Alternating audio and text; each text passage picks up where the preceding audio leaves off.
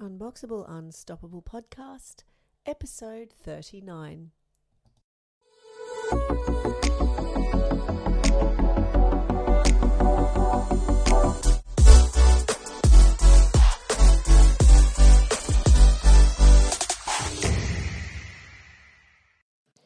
In this gorgeous chat with the lovely Ames Watts from Indy Bindy Fabric, we talk about how she has turned her passion for Japanese culture into a beautiful and creative business for herself and her family, which gives her amazing freedom, but also she is a martial artist like myself, so we do have a little bit of a martial arts geek chat, and she does share with us a lot about the way that her life led her towards her business and gives us a bit of insight into her story and how she picked up on what to make into the thing that she loves the most and how to make that into a business. It's a very great story for any woman who is looking for creative ways to emerge from motherhood in total alignment with what really lights you up and what really feels exciting to you, and creating a business based around your heart, which kind of brings mind, heart, and income together, which is a very exciting thing for congruence in terms of aligning your passions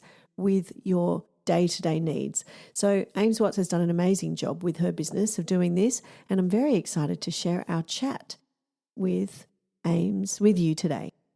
Hello and welcome to the Unboxable Unstoppable podcast, a place for women to explore and be inspired and hear from other people who are living their unboxable, unstoppable lives. We didn't all start out that way though. A lot of us are in the trenches of motherhood. A lot of us are enjoying all of the beautiful things along with family, but also thinking about, who am I now as a mother? Where am I going in my life? So we have a beautiful guest today. Welcome, Ames Watts. How are you? Good, thank you. Thanks for having me. Pleasure. So I will let you explain what it is that you do for work at the moment, Ames. Sure.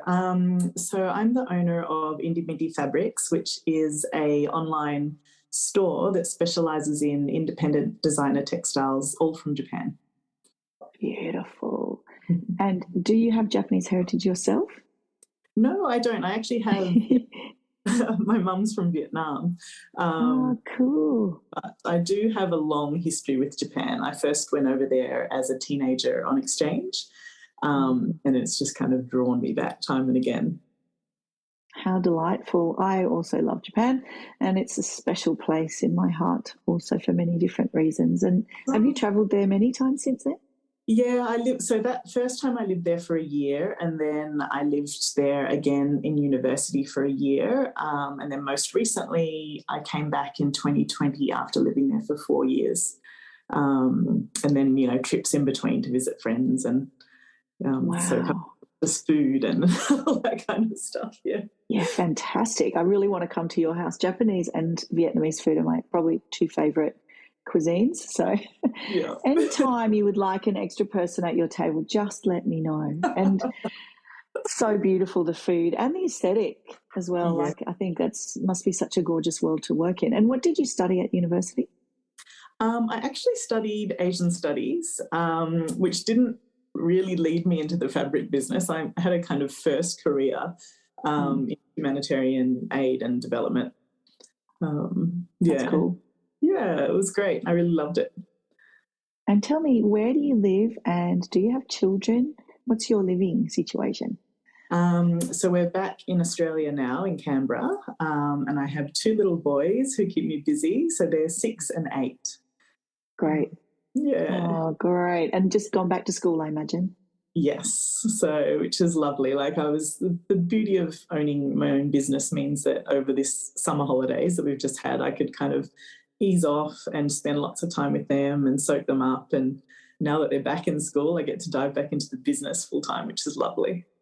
Yeah, it's great, isn't it? I feel the same because I run the Soul Mama Academy, and that's something I love so much. And over the holidays, it's that bittersweet feeling of I love having time with my family and friends. I also actually take advantage a little bit of my husband being on holidays and the ability to do a bit more focused work without being distracted by school pickups and drop-offs and all those sorts of things. But then I have to stop because it's so much fun.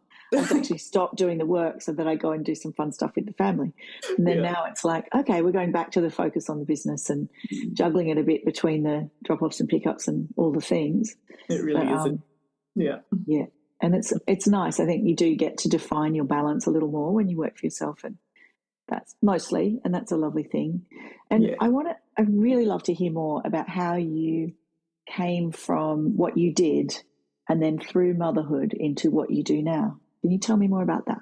Yeah, absolutely. So though I worked in the development world, I've always sewn. I've sewn since I was a little girl. Like I learnt from watching my mum make me and my friends outfits when we were little, and then experimenting with my identity as a teenager and making my own things. And some worked, some didn't, but it was a lot of fun. And so I've kind of always had that in the background. And I just had this urge for years actually to want to do something creative with my work. So I was living in the Solomon Islands at the time, and there's not a lot you can do. There's lots of lovely beaches and that kind of stuff, but you kind of have to create your own fun. And so my neighbour was also into sewing, and so I kind of reinvigorated that hobby there, and we did together.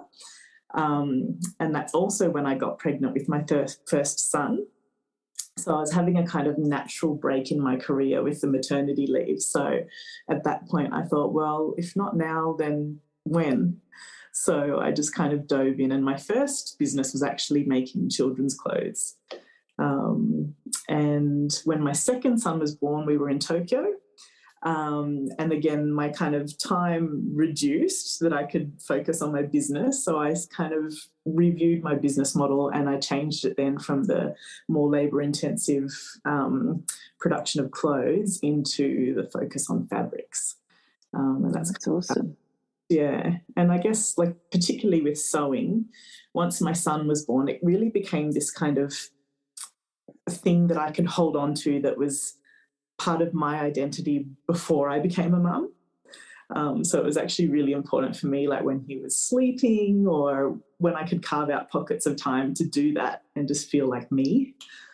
Yes, that's so true. And I think you're really touching on something there that I hear a lot from women who go through that stage of you are so and just totally enthralled with your young baby and with the life as a mother, especially with your first, I think, if you have that privilege and that opportunity to spend time with your child and spend a lot of time on your own often. And it's this sort of real bittersweet feeling, I think, when that starts to shift and they start to grow and they go to preschool, and then it's like, who am I now? You know, like who am I? And it feels almost like a lot of pressure to make this choice. And I often say to women, it's okay to just try something and just take it off the list, like to do a trial and error process. You don't have to find it first go. Like you know, you might do one thing and then change it or hone it or refine it in some way and get closer and closer to really something you love. And it's a process, you know, it's okay not to find it straight away. But we often get that inkling of there's a part of me that has been lost here through living, through becoming a mother, but that I can feel the call, you know, you feel that call and you have the time and space to kind of heed it maybe sometimes, you know, and I love that you've done that. And how long have you been running your fabric business now? I guess it would have been probably since my second son was born in 2016, so it would have been later that year. Yeah, so almost 5 years, I guess. Yeah. Cool. Bit similar for me, actually, 2016. That was when I kind of created something out of the blog that I had that had been running for like 7-8 years at that point. Yeah. Actually made it into something I was proud of. And thought, what can I do with this? You know, like, and started to look at being an ethical living influencer and, you know, all the various, started to try different things out. Yeah. And, you also have an interest in ethical living, I understand. Yeah, well, I guess I'm not sure what came first. I've always been a lover of the environment and animals and wanting to kind of protect that kind of, think about our kind of impact on that as we live. Yes. But then sewing has also kind of given me a little bit of a focus on that in terms of the clothes that I put on my body rather than, I guess with sewing, it's it's not cheap. It's actually more expensive than buying clothes in the store, and it's also a big time investment to create a garment. So you really have to think a lot about what you are going to make, what you're going to spend your time and effort and money on. And so I think that helps being more considerate about what will work in my wardrobe, what will I actually really wear and love. And then once you've made it, because you've put all of that effort into it, you just take a bit more care of those garments, and you try to, you know, look after them and mend them and wear them for even That's longer. lovely, isn't it? I'm wearing, you can't see this if you're on the podcast, I'm wearing a silk throw kind of, what would you call that, Ames? A silk thing? Like a robe. A robe, there we go. Silk robe, and it's really hot. Really hot in here. So I just had to take it off because, you know, I'm like menopausal and 10:50, so the hot flushes, man. So I've got, every now and again, I just suddenly have to like take off all my, well, not all my clothes, but all my layers.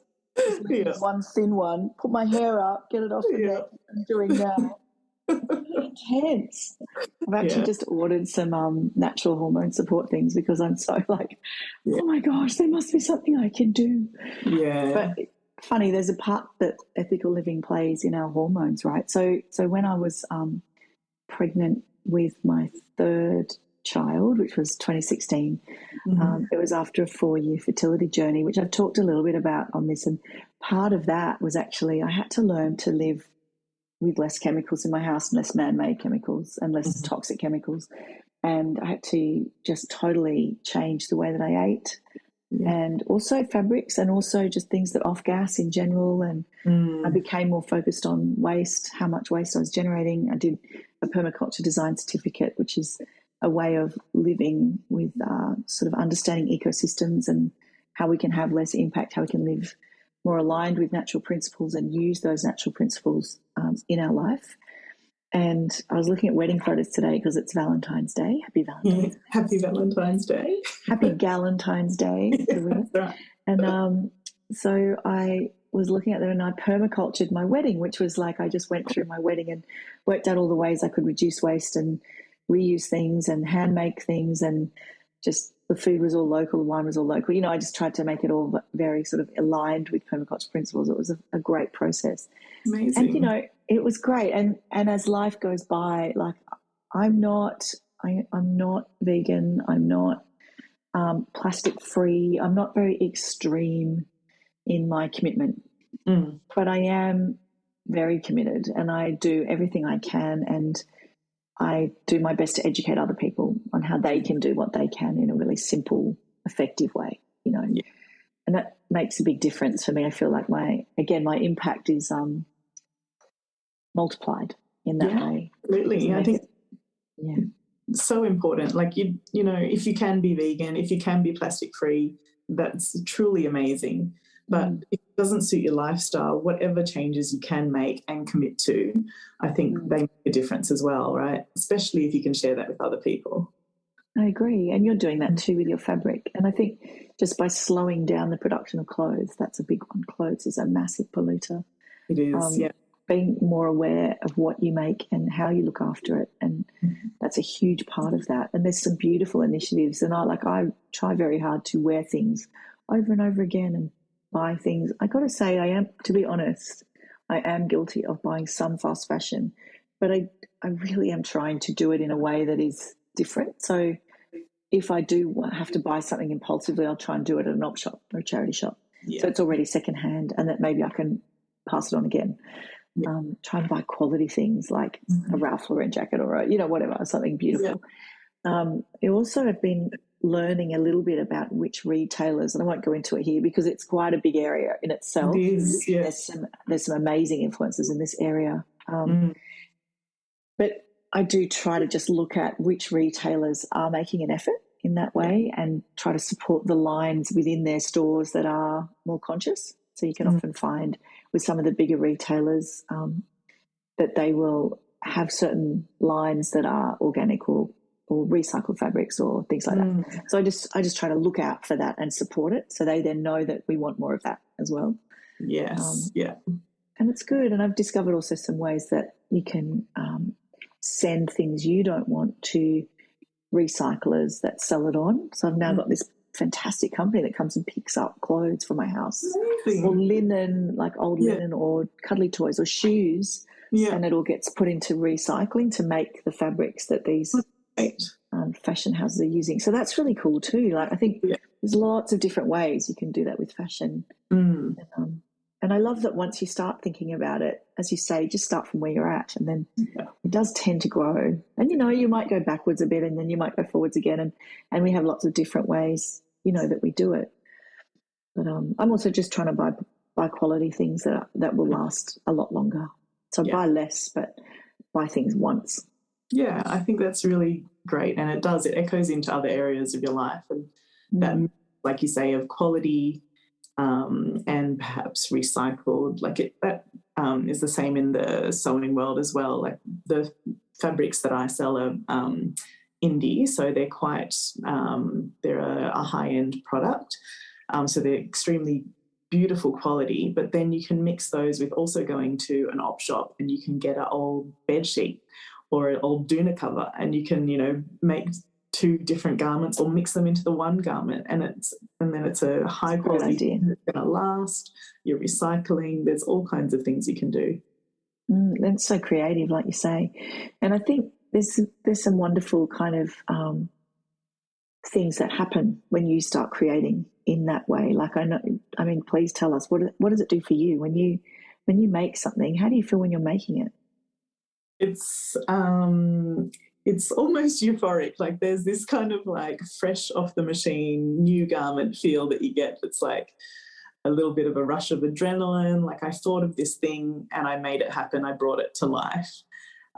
This confidence boost. It's a wonderful feeling of being able to express yourself and not be tied to trends that are in the shops or anyone else's idea of what you should look like or feel. And being able to do that with your own hands, it feels really good.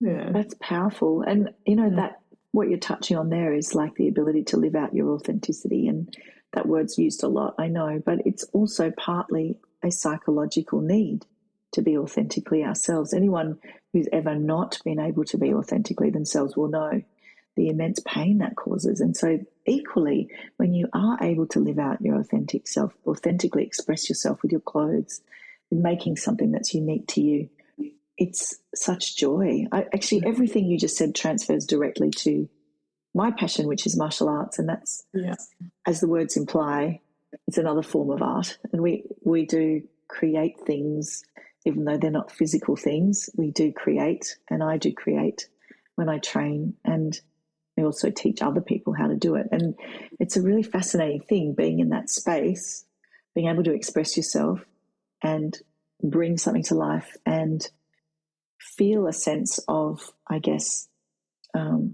fulfillment, satisfaction, and also timelessness. Like I find when I'm training, I don't feel time. I can just train for hours and then I go, oh, I've got to go, you know. And that's a real sign that you're in flow. And I would say to anyone listening that is not sure what that is, just keep trying stuff. Like you will find it. And, you know, we're lucky we've found the thing that really gets us going in that way and makes us feel we can be ourselves authentically and do something we love. And it doesn't always come straight away. Like I've had 20 years of not training, you know. Yeah. And we exist and we do other things. Like I would crochet and I would do all sorts of things to seek that, or play music. Playing music's another one, learning a musical instrument, singing. You know, there's so many ways to do it. And some people do it in multiple ways, which I just think is amazing. You know, you find those people, multi-talented people. I agree. I think that experimentation, because I do hear that a lot, like either I'm not creative or I don't know what my passion is. I just think, maybe think back to your childhood. What did you enjoy? What would you do if no one was like watching, if you didn't have to worry about what people thought of you? The classic Tony Robbins question, what would you do if you knew you couldn't fail? Exactly, and, you know, and all those things. And also just the set, like what when you talk about things, the way you feel when you talk about it is a really big hint as well. Like you and I are both grinning like ear to ear as we talk about this, because it's like this is the stuff that lights us up, you know, you can feel it. And that's probably why I got hot. That's energy, you know what I mean? Like getting excited. And I find that I do that. When whatever gets you really, like, literally heats you up, gets you excited, makes you feel light and jubilant and just kind of lit up. That's the stuff. Whatever that is, follow that. And other people can usually sense it better than you sometimes. Like, ask your best mate, ask your partner, ask your kids, what does Mummy love to talk about? What does Mummy get really excited about? They'll probably tell you. Yes. Because they will notice it, you know. Yeah, it's true. It's very interesting. So what's the biggest obstacle you had to overcome to start your business, Ames? What's the thing that nearly stopped you but that you got through, or maybe still stops you but you get through? I guess on the business journey, when I started my business, I was just so excited about it because I didn't know about the indie fabric world in Japan until I stumbled upon it. And as soon as I did, I just knew that I had to share it with other people outside of Japan. But I guess along the journey, the thing that was probably the biggest challenge was coming back from Tokyo to Australia 2 years ago. Just because I know each of my designers personally, so building that relationship and getting to know them and their families and where they live and their inspiration and how they make the product and all of that thing is really important to me. And obviously doing that face-to-face is so much easier than being on the other side of the world. For sure. And it just meant changing my business model a little bit and that kind of stuff. But there was no way I wasn't going to give it a go because I just couldn't imagine doing anything else at this point. Like, in future, who knows what I'll be doing. But at this point in my life, I just love it so much that I just knew I had to make it work. And I was a bit nervous about telling my designers that, look, I'm going back to Australia, but, we're going to keep this going. And everyone was super receptive and lovely and open to it. So, it was probably more of a mental hurdle and logistical, I guess. But, that was probably the biggest one. Mm. And did you ever feel emotionally unsure or like you couldn't necessarily do it? Or did you ever have those moments where you thought, who am I kidding? This isn't a business, or, like those self-doubt moments? Absolutely. Probably not long after we arrived back in Australia and we were building a house here and talking to the banks about, home loans and all that kind of thing, and my business not being recognised. And me being like, what do you mean it's not recognised? This is my livelihood. This is everything, in a business sense that I'm about, and having to reconcile their parameters and mine, and having to get a second job for a little while to be able to continue. Then coming out the other end of it, realising that, it's worth the effort to achieve these things. And now I'm back focusing full-time on the business, which feels like such a luxury, having gone through that kind of struggle.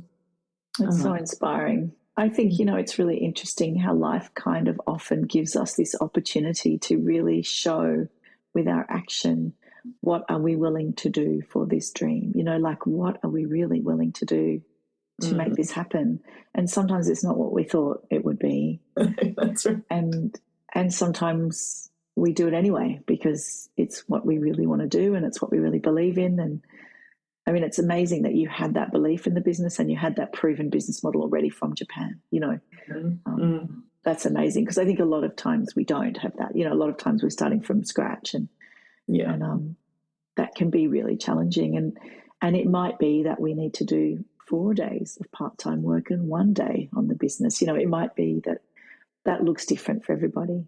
I know one person who's starting a business at the moment who does night fill for supermarkets, So in the daytime, she's this incredible coach, and in the nighttime, she works at a supermarket and she listens to podcasts, and that's how she's funding the building of her business. I think that's incredible. It's very inspiring. You just got to do what you've got to do to make it happen. Yeah, she has that belief, and it's just amazing. I think for me it was a slow, like just over many years that the business emerged out of, many years and years of different ways that I supported it. I still have a job that I do. Well, I have kind of a couple of jobs, I suppose, but mainly I'm an educator and I do that 1 day a week. So it was last year 2 days a week. Now it's 1 day a week. So it's like slowly. And then prior to that, I've had loads of different jobs since I started the blog. I've had loads of different jobs in my life anyway. That's a whole other story. But since starting the blog, I think administration, building, education, coaching, as a personal brand coach, which has been really helpful. Yeah. Developing a personal brand when I've helped other people develop a personal brand was very helpful. But it's such an interesting journey, and I think it all plays in, and whatever you do will always come back and help you out at a later date. Just about, even if it was something adverse, you learn something from it, I think. I think sometimes unexpected blessings in the adverse events, actually. Yeah, I think that kind of ties back to the martial arts as well. I'm also a fellow martial artist, and I feel like that thing that I always take from it is that it's just a never-ending journey of challenging yourself and overcoming those hurdles that are in front of you, whether you've put them there or life has, and moving to the next thing. Yeah, that's why I love teaching women, because I love helping women through. I had that the other day. There was a moment in class where someone was having a feeling, and I was like, "It's cool, don't worry, we've all been there." But we just keep showing up. We just keep stepping on the mats and keep training. You're going to have feelings. You're going to have feelings that are overwhelming, but you just come back and you keep showing up. And that's kind of life as well, right? You just keep. One of my old instructors said to me, "You're just working in the garden, you're planting the seeds, taking out the weeds, tending to the garden, and you just keep working in the garden." And I love that. Kind of a good analogy. He was really good for parables like that. I was quite young when I started training, and he would say things like, "As long as you're paying your rent and doing your washing, everything else will be fine." It was great, and he was right to some degree. Yeah. If you got the basics down, just let the rest flow. It's kind of cool, Yeah. But I love that you're a martial artist too. What style do you train? Karate, so I do go judo. Nice. Yeah. That's Japanese, of course. So there's some synergy there in terms of philosophy. Yeah. Nice. Go on. You started in Japan. Yeah. Amazing. And how did you go finding somewhere to train here, having trained in Japan? To be honest, the training in Japan is one of the things I miss most about, other than access to my designers being there lifestyle-wise, because I was very fortunate this last time particularly to have a instructor who was very senior, and we had one-on-one classes. So I had incredible access, and so I do miss that a lot. But I'm also very fortunate that I was in high school the first time I went to Japan, and I picked up martial arts. And when I came back,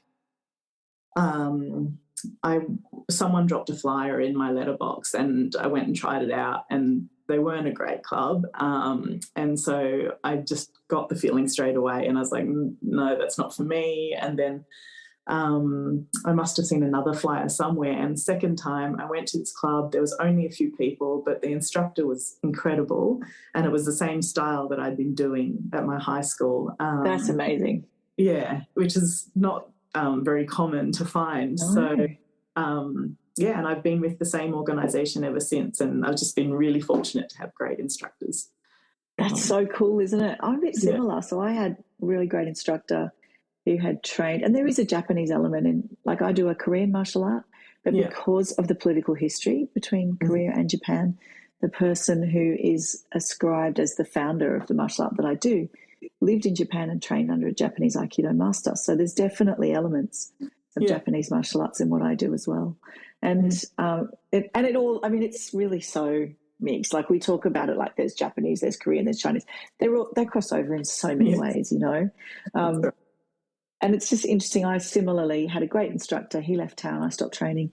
20-year break, moved back to Australia, 2 minutes down the road from the most senior martial artists in my style. And again, the style I train, it's not hugely common. And so I would say two of the most senior Hapkido martial artists just live around the corner, and now one of them is my mentor, really. Well, both of them are my mentor, and one of them runs the clubs the club that I train in, and it's a really, I'm very fortunate. I just feel so grateful for that. Mm-hmm. Makes a real difference, doesn't it? To have Absolutely. someone senior training you, it really. Yeah. And how lucky are we? I mean, very lucky. Are there a lot of other women in your class? Yeah, there's quite a mix, actually. There's probably not 50-50, but I'd say maybe a third of the class probably women. That's awesome. Yeah. It's really wonderful. And, having those teachers, I think, in your life, in all aspects, whether it's martial arts or business, like we're both part of the Mums with Hustle community. I think having leaders or women or people that have gone before you is such a wonderful thing to have.